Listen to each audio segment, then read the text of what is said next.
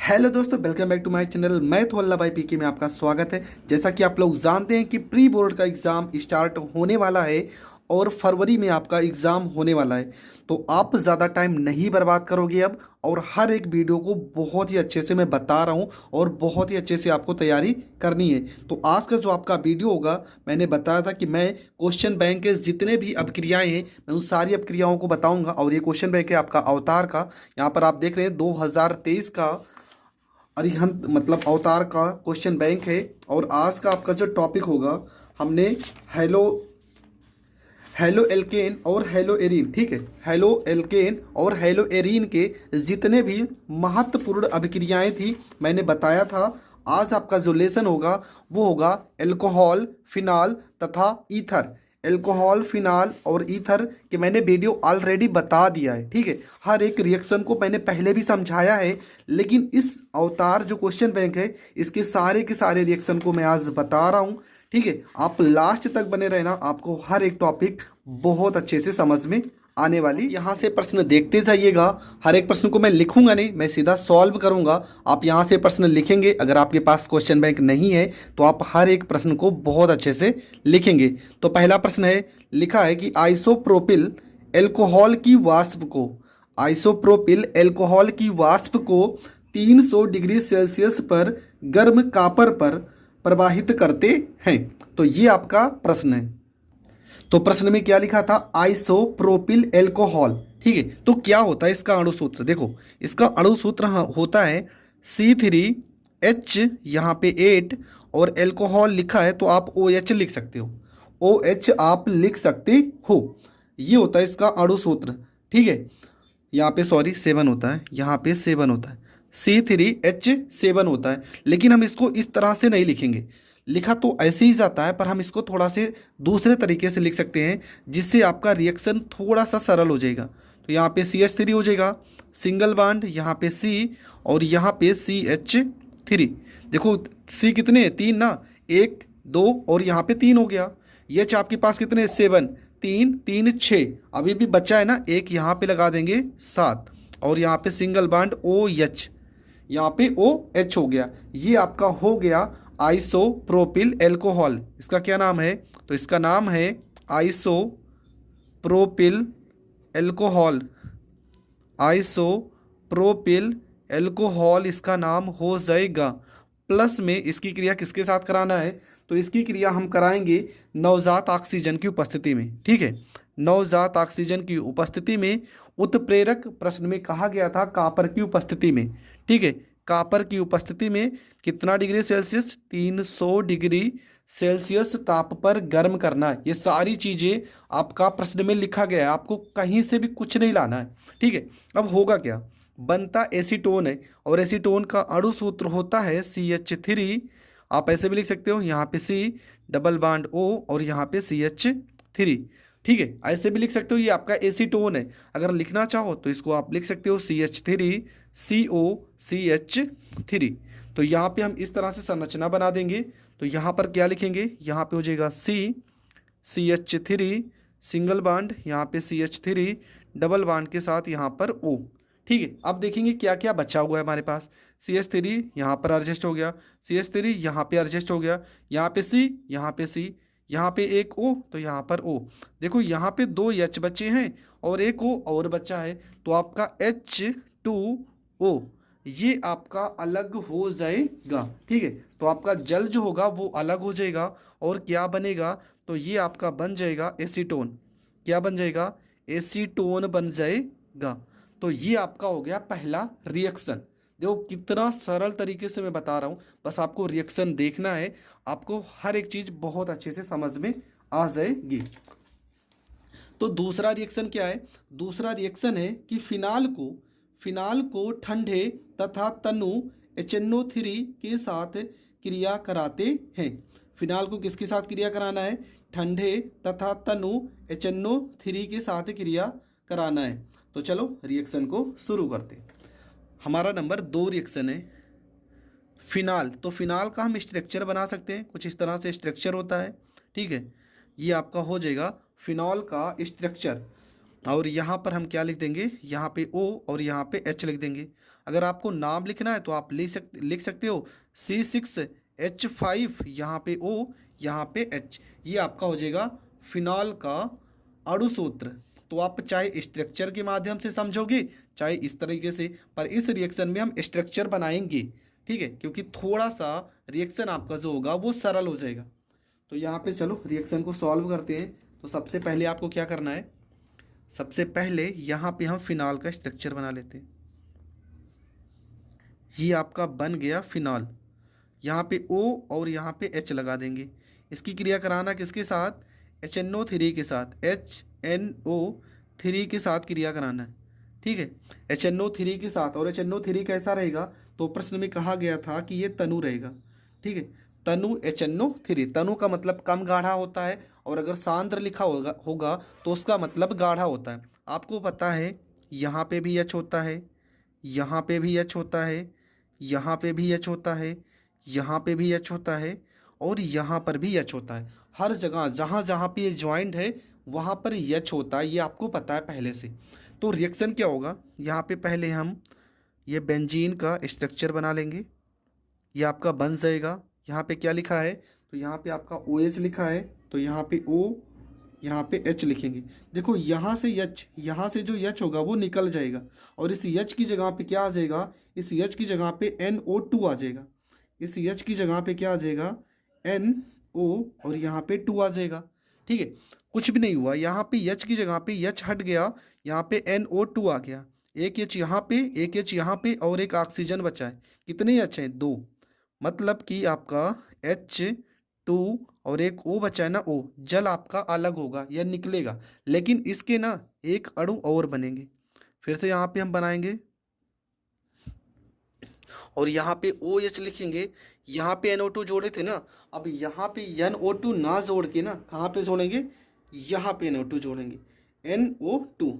अगर यहाँ पे NO2 जोड़ोगे तभी तो H निकल रहा है। मतलब आप ये मत सोचना कि ये जो संरचना ये तो एक है पर यहाँ पर 2 है, तो ये आपको नहीं सोचना है। यही संरचना ना 2, मतलब कुछ मात्रा इसका प्राप्त होगा और कुछ मात्रा ये प्राप्त होगा, आपको ये समझना है। इसका नाम क्या हो जाएगा, देखो यहाँ पे अगर जुड़ा होगा ना, इसका नाम होता है आर्थो, इसका नाम हो जाएगा आर्थो।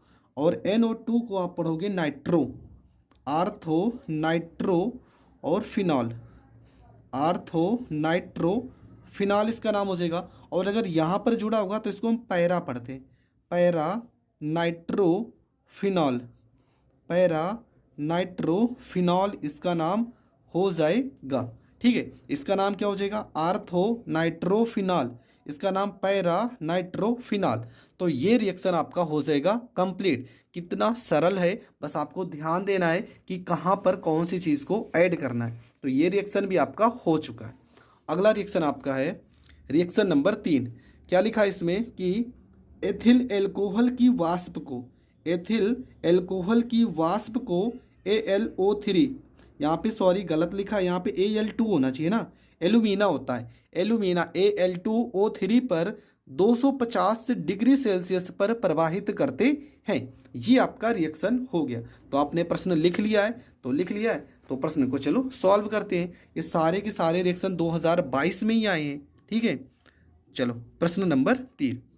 तो क्या कह रहा है प्रश्न में कि एथिल एल्कोहल क्या होता है, अणु सूत्र C2H5, यहाँ पे OH होता है, ठीक है। एथिल एल्कोहल को आपको एल्यूमिना क्या होता है, इसका अणु सूत्र Al2O3 को 250 डिग्री सेल्सियस, 250 डिग्री सेल्सियस के ताप पर हम क्या करते हैं, गर्म करते हैं। तो बनता क्या है, बनेगा आपका डाई एथिल ईथर। फार्मूला क्या होता है, C2H5, बीच में O, फिर C2H5। अब यहाँ पर आप देखेंगे कि C2H5 2 बार लिखा है, पर यहाँ तो 1 बार है, तो यहाँ 2 से करेंगे गुणा।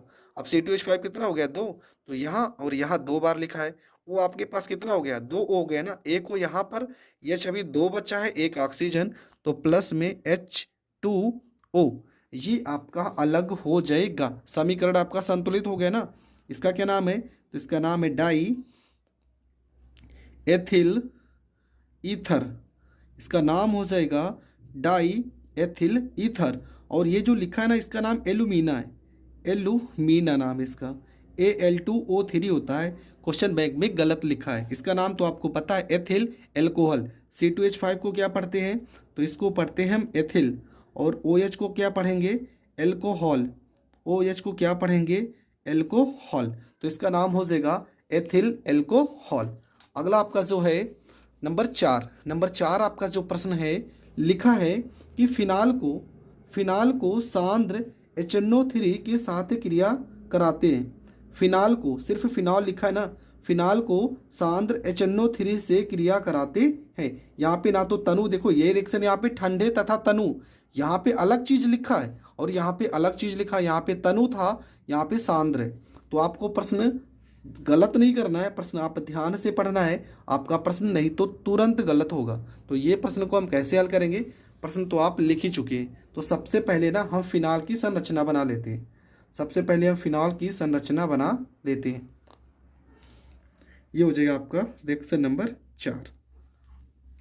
तो यहाँ पे हम फिनाल को, चलो फिनाल की हम संरचना बना लेते हैं। यहाँ पे हो जाएगा O, यहाँ पे H। ठीक है, इसकी क्रिया किसके साथ करानी है, HNO3 के साथ, HNO3 के साथ इसकी क्रिया करानी है। और किसकी उपस्थिति में, तो उपस्थिति तो यहाँ पर दिया नहीं है, लेकिन हाँ HNO3 आपका जो होगा ये सांद्र होगा, ये प्रश्न में कहा गया है। तो यहाँ पे हम पहले स्ट्रक्चर बना लेते हैं। यहाँ पे क्या है, यहाँ पे OH है, तो यहाँ पे OH हो जाएगा। ठीक है, यहाँ से देखो, यहाँ पे क्या NO2 जुड़ जाएगा, यहाँ पे NO2 जुड़ जाएगा। और ठीक है, और आपका क्या होगा, अब देखो यहाँ पे जो OH है ना, एक OH यहाँ पर भी लग जाएगा, O, और यहाँ पे H लग जाएगा। और यहाँ पे NO2 लिखा है ना, NO3 लिखा है, तो यहाँ पर भी NO2 जुड़ जाएगा। ठीक है, यहाँ पर भी NO2 जुड़ जाएगा। अब देखेंगे समीकरण को संतुलित करते हैं। समीकरण तो संतुलित है नहीं, तो संतुलित करते हैं। तो यहाँ पर क्या होगा, देखो N कितनी बार है, यहाँ पे एक और एक 2 बार है, पर यहाँ N तो 1 बार है ना, तो यहाँ करेंगे 2 से गुणा। यहाँ पे क्या करेंगे, 2 से गुणा करेंगे। अब देखो O आपके पास कितना हो गया, 2 3 6, 2 और 3 6, 2 और 2 4, एक यहाँ पे एडजस्ट हो गया, 5 हो गया। H कितने हैं, देखो 2 H है ना, 2 H है। अब ये H मत सोचना कि कहाँ से आ गया, यहाँ पे H पहले से ही होता है, यहाँ पे H होता है, यहाँ पे H होता है, यहाँ पे H होता है, ये पहले मैंने बता दिया है। यहाँ सब जगह H होता है, तो आपको ये नहीं सोचना कि ये H कहाँ से आ गया। यहाँ OH लिखा है, OH हो गया। और हमारे पास O कितने, 2 3 6, एक को हमने यहाँ पे दिया है, यहाँ पे दिया है, और 2 2 4, 4 2 और 2 4 1 5, अभी एक O बचा है, और कितने H बचे हैं, 2, तो प्लस में H2 और यहाँ पे O, ये आपका अलग हो जाएगा। और ये जो बना है ना, ये बहुत ही महत्वपूर्ण चीज़ है, और ये आपका है पिक्रिक अम्ल। ठीक है, ये आपका क्या बना है, तो ये आपका बना है पिक्रिक अम्ल। देखो अब यहाँ पे संरचना के माध्यम से लिखने में बहुत सरल होता है, इसलिए हमको संरचना याद कर लेनी चाहिए, बहुत सही होता है। संरचना के माध्यम से लिखने में सरल भी होता है। और ये आपका क्या है, तो ये आपका है फिनॉल, ये आपका है फिनॉल। तो फिनॉल को अगर सांद्र HNO3 के साथ क्रिया कराते हैं तो हमारा पिक्रिक अम्ल प्राप्त होता है। तो ये रिएक्शन हो गया कंप्लीट। अब देखते हैं रिएक्शन नंबर 5 में क्या लिखा है। तो 5वीं रिएक्शन आपकी क्या है, तो 5वीं रिएक्शन में लिखा है कि एथिल एल्कोहल को आयोडीन, बहुत ही ज़्यादा फेमस रिएक्शन है, एथिल एल्कोहल को आयोडीन और NaOH के साथ गर्म करते हैं। देखो 2022 में आया हुआ प्रश्न है ना, कि एथिल एल्कोहल को आयोडीन तथा NaOH के साथ गर्म करते हैं। तो ये रिएक्शन में आपको क्या करना है, ये रिएक्शन भी पेपर में पूछी गई रिएक्शन है, 2022 में ही पूछा गया है।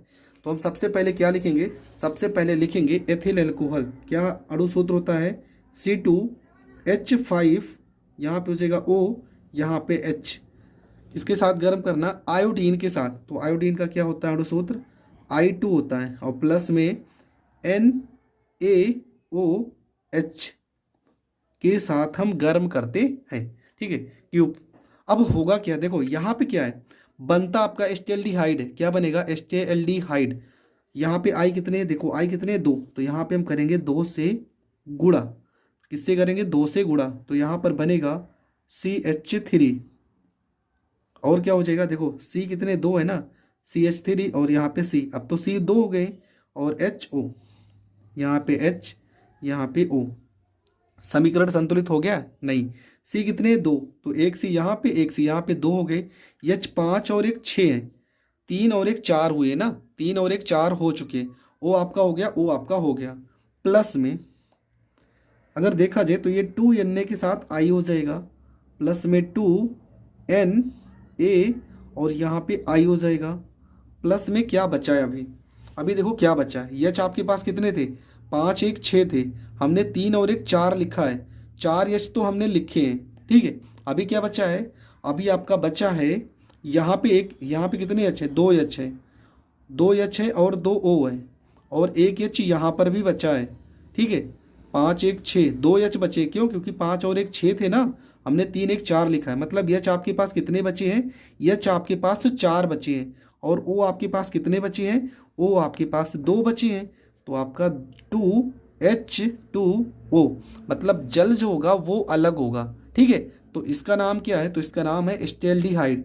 क्या नाम है इसका, एस्टेल्डिहाइड, एसीटेल्डिहाइड, एसीटेल्डिहाइड नाम है इसका।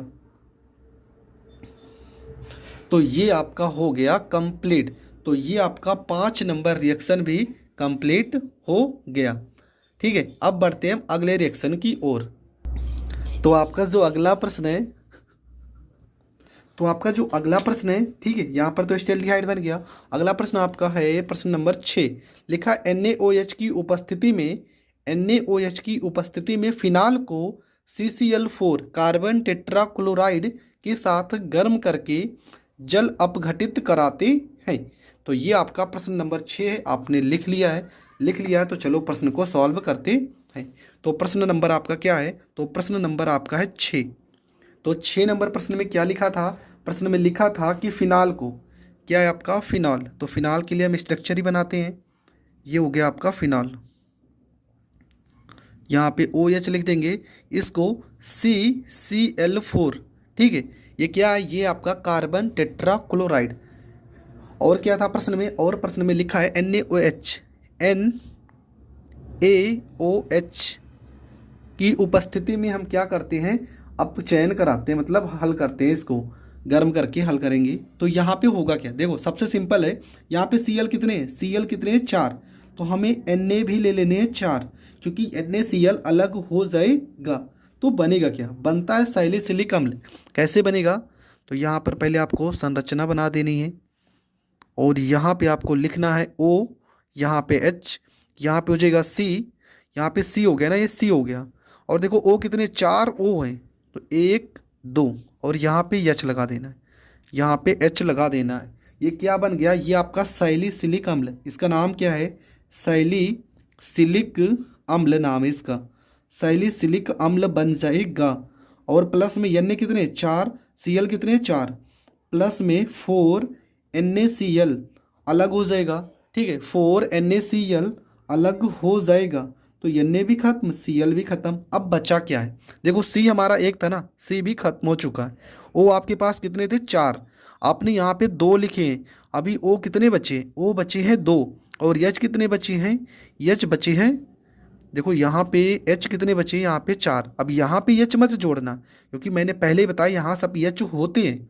तो 4 H बचे हैं, 2 O, तो आपको पता है क्या बनेगा, प्लस में कुछ मात्रा में जल, ठीक है, 2H2O। इसका नाम क्या है, सोडियम क्लोराइड। तो ये रिएक्शन भी आप समझ चुके हैं ना, इसका नाम मैं लिख दे रहा हूँ, इसका क्या नाम है, तो इसका नाम है कार्बन, इसका नाम है कार्बन टेट्राक्लोराइड, कार्बन टेट्राक्लोराइड इसका नाम है। तो ये रिएक्शन भी आप समझ गए होंगे, बहुत ही सरल तरीके से मैंने समझा दिया है। आई होप आप ये भी समझ चुके हैं। अगला रिएक्शन देखते हैं। अगला रिएक्शन आपका क्या है, तो रिएक्शन नंबर है 7। लिखा है कि पिरीडीन की उपस्थिति में एथेनॉल एसिटिक एनहाइड्राइड के साथ अभिक्रिया करता है।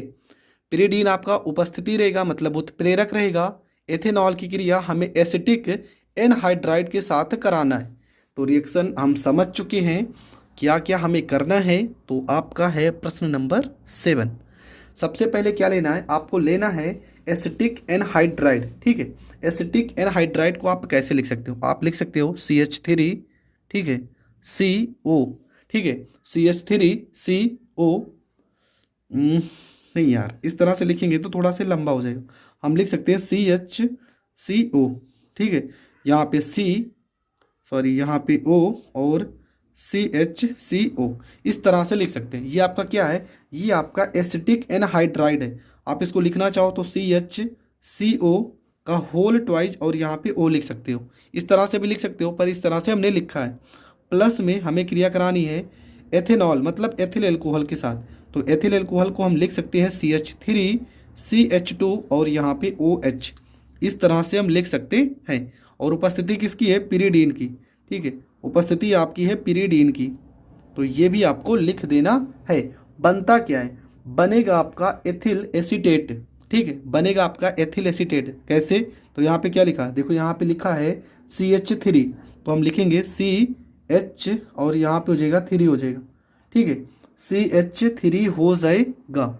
इसके बाद क्या बनेगा आपका, ठीक है, CH3 हो गया, और यहाँ पे देखो क्या लिखा, C लिखा है ना, तो यहाँ पे C लिखेंगे।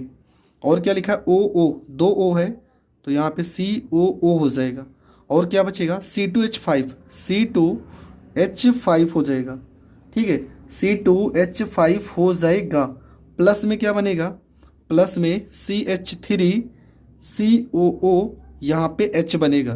ठीक है, CH3COOH बनेगा। अब देखो यहाँ पे कुछ चीज़ें संतुलित नहीं हो रही, हमें पता नहीं हो रही, तो उनको हम संतुलित करते हैं। तो कैसे संतुलित करेंगे, तो देखो सबसे पहले यहाँ पे CH3 है, यहाँ पे CH3 है, उसके बाद क्या लिखा COO, चलो ये C हो गया, O और ये O हो गया, ये हो गया आपका। और क्या हो गया, C2H5 हो गया।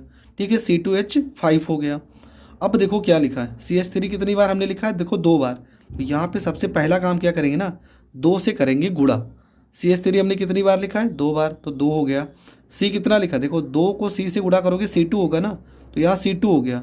H कितना हो जाएगा, H आपका 2 दूना 4 1 5, तो यहाँ पे 5 हो गया। ठीक है, आप हर एक चीज़ समझो क्या क्या मैं कह रहा हूँ। देखो CH3 कितना, 2 बार, 2 से गुणा तो 2 बार है, तो यहाँ पे 1 और 1 2 बार हमने लिखा है। C अभी देखो क्या है, यहाँ पे 2 से C में गुणा हुआ है ना, तो यहाँ पे C2 हो गया। H कितने हो गए, 2 दूना 4 और 1 H, यहाँ पे भी तो है 5, तो C2H5 हो गया। यहाँ पे COO, चलो ये इतना हमने लिख लिया COO, तो यहाँ COO हो गया। तो ये पूरा संतुलित हो गया। अब बचा क्या है, अब बचा है आपका एक O यहाँ पे बचा है, तो ये हो गया CH3 एक बचा था, CH3 हो गया।